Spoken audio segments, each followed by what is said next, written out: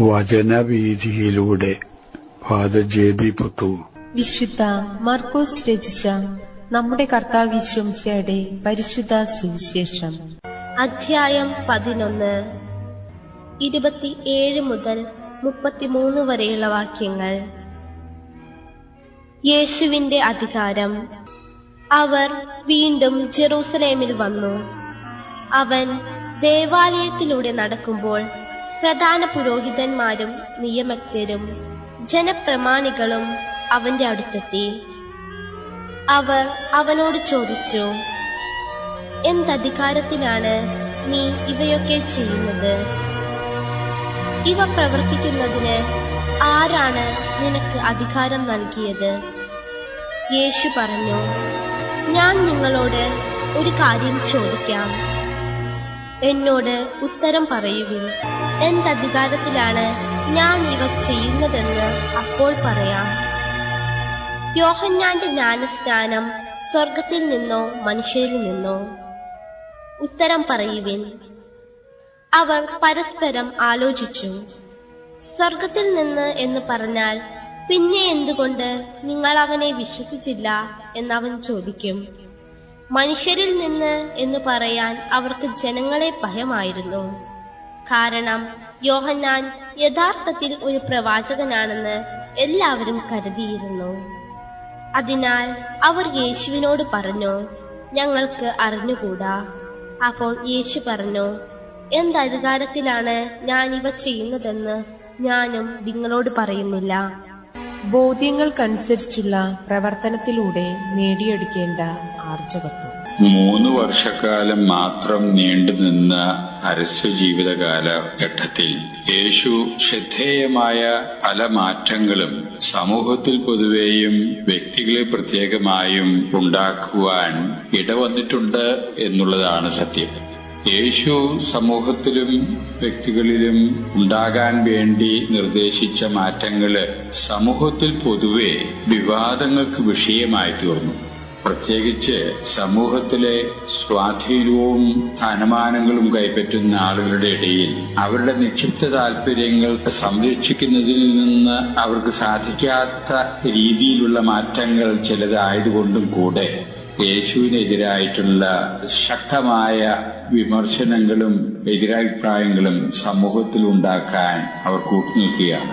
അത്തരത്തിൽ പെട്ട ഒരു സമൂഹം, യഹൂദ പുരോഹിതന്മാരുണ്ട്, അതിൽ പണ്ഡിതന്മാരുണ്ട്, യഹൂദ സമുദായത്തിലെ ഉന്നത സ്ഥാനീയരായിട്ടുള്ള മറ്റു പലരുടെയും പ്രാതിനിധ്യ സ്വഭാവത്തോടുകൂടെ ഒരു പറ്റം ആളുകൾ ജെറൂസലത്തിലേക്ക് കടന്നു വന്ന യേശുവിനെ സമീപിച്ചുകൊണ്ട് ചോദ്യം ചെയ്യലിനു വേണ്ടി മുതിരുന്ന ഒരു രംഗമാണ് ഇന്നത്തെ സുവിശേഷത്തിലെ പ്രതിപാദ്യ വിഷയം.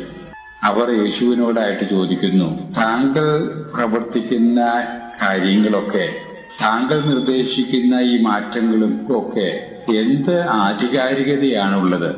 എന്ത് അധികാരത്താലാണ് താങ്കൾ ഇതൊക്കെ പ്രവർത്തിക്കാൻ ഇടവരുന്നത് എന്നുള്ളതായിരുന്നു അവരുടെ ചോദ്യം. യഥാർത്ഥത്തിൽ അറിയാനുള്ള ആഗ്രഹം എന്നതിനേക്കാൾ സമൂഹത്തിൽ എതിർപ്പുകളും വിവാദങ്ങളും ഉണ്ടാക്കാനും യേശുവിനെതിരായ കുറ്റങ്ങൾ കണ്ടുപിടിക്കാനും അവസരങ്ങൾ കണ്ടെത്താനാകുക എന്നുള്ളതായിരുന്നു അവരുടെ ലക്ഷ്യമെന്ന് മനസ്സിലാക്കിക്കൊണ്ട് യേശു അവർക്ക് ഉത്തരമെന്ന രീതിയിൽ ഒരു മറുചോദ്യമാണ് ചോദിക്കുന്നത്. സവിശേഷ ശ്രദ്ധ നമ്മുടെ പതിയേണ്ട ഒരു രീതിയാണ് യേശു ഇവിടെ അവലംബിക്കുന്നതായിട്ട് കാണുക.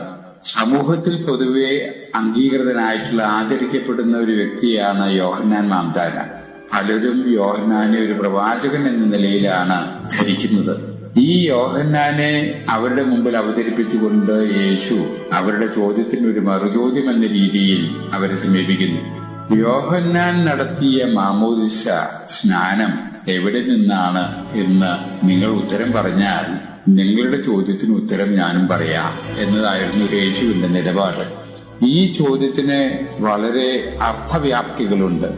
യോഹന്നാന്റെ മാമോദിസ, യോഹന്നാൻ ജനങ്ങൾക്കായി നൽകിയ മാമോദിസ ദൈവത്തിന്റെ ഇഷ്ടാനുസരിച്ച്, ദൈവത്തിന്റെ ആഗ്രഹമനുസരിച്ച്, ദൈവത്തിന്റെ പ്രവാചകൻ എന്ന നിലയിലാണ് യോഹന്നാൻ മാമോദിസ ജനങ്ങൾക്കായിട്ട് നൽകിയത് എന്ന് വരികിൽ ഉടനെ തന്നെ യേശു ചോദിക്കും, അങ്ങനെയാണ് എന്ന് വരികിൽ എന്തുകൊണ്ട് നിങ്ങൾ ആ മാമോദിസ സ്വീകരിക്കാൻ ഇടവന്നില്ല യേശുവിനെ സമീപിച്ചിരിക്കുന്ന വ്യക്തികളൊക്കെ യോഹന്നാന്റെ മാമോദിസയ്ക്കും എതിരായിട്ട് പ്രവർത്തിച്ച വ്യക്തികളായിരുന്നു.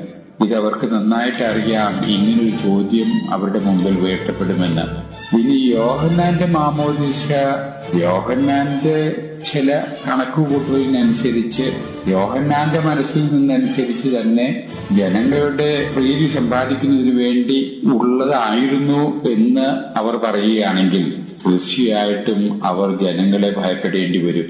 കാരണം പൊതുജനം യോഹന്നാനെ അത്രയും മോശം നിലയില്, താണ നിലയിലല്ല കരുതുന്നത്. ദൈവത്തിന്റെ സാക്ഷാൽ ഒരു പ്രവാചകൻ എന്ന നിലയില് പൊതുജനങ്ങളുടെ ആദരവ് പിടിച്ചു പറ്റിയിട്ടുള്ളതാണ് യോഹന്നാൻ. അതുകൊണ്ട് ഒരിക്കലും ജനങ്ങളിൽ നിന്ന് പറയാൻ അവർ ധൈര്യപ്പെടുകയില്ല എന്ന് യേശുവിനറിയാം.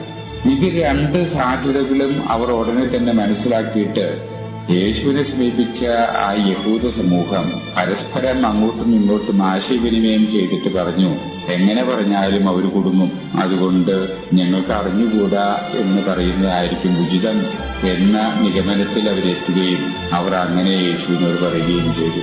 അതിന് ഉത്തരമായിട്ട് യേശു പറയുന്നു, അങ്ങനെയാണെങ്കിൽ എന്ത് അധികാരത്താലാണ് ഞാൻ ഈ മാറ്റങ്ങൾ നിർദ്ദേശിക്കുന്നതെന്നും ഈ തരം പ്രവർത്തനങ്ങളിൽ ഞാൻ വ്യാപൃതനാകുന്നതെന്നും ഞാനും പറയുന്നില്ല എന്നതാണ് യേശുവിന്റെ നിലപാടായിരുന്നത്. യേശു ഉദ്ദേശിച്ച ലക്ഷ്യം സാധിക്കുക, മനുഷ്യന്റെ നന്മ, മനുഷ്യന്റെ രക്ഷ, ഇത് നേടിയെടുക്കുന്നതിന് വേണ്ടി വൈവിധ്യമാർന്ന മാർഗങ്ങൾ അവലംബിക്കുന്നതായിട്ട് നമുക്ക് കാണാം.